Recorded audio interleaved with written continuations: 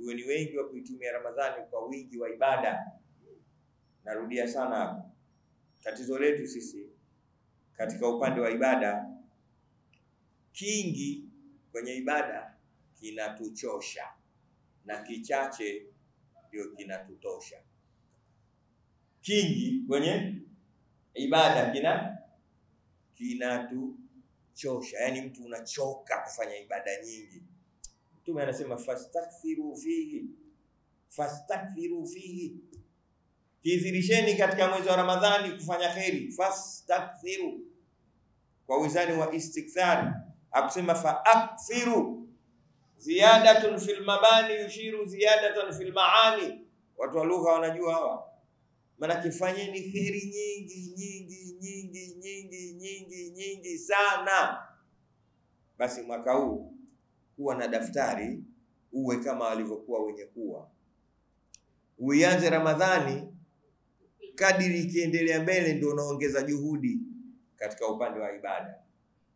Na wala isiwe kama tulivyozoea. Tunaanza na nguvu kubwa mwanzo wa Ramadhani, lakini kadiri Ramadhani inapokwenda mbele na sisi tunachoka, tunapungua. Ile ni kinyume na ilivyopokewa na alivyokuwa Mtume Muhammad sallallahu alaihi wasallam. Sisi Ramadhani ikianza siku ya kwanza ile tizama hapa msikitini mpaka imamu anakosa pa kusimama.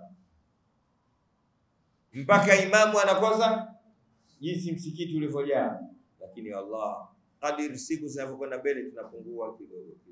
Mpaka kishafika 20 inabaki idadi yetu ile tulioanza nayo Ramadhani.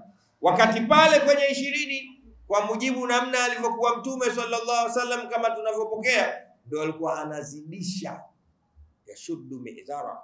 Alikuwa anajifunga sasa na kuhama nyumbani kwake, anahamia msikitini kupiga kazi, kwa sababu Ramadhani inaondoka. Kwa nini? Al-umuru bi khawatimiha, kwa sababu mambo yanazingatiwa mwisho. Mwisho huku ndo kila kitu kuliko mwanzo katika Ramadhani. Naomba muelewe hilo jambo. Ramadhani mwanzo na mwisho, bora zaidi ni ukule mwisho. Huko ndo kuna Lailatul Qadri, ndo mwisho.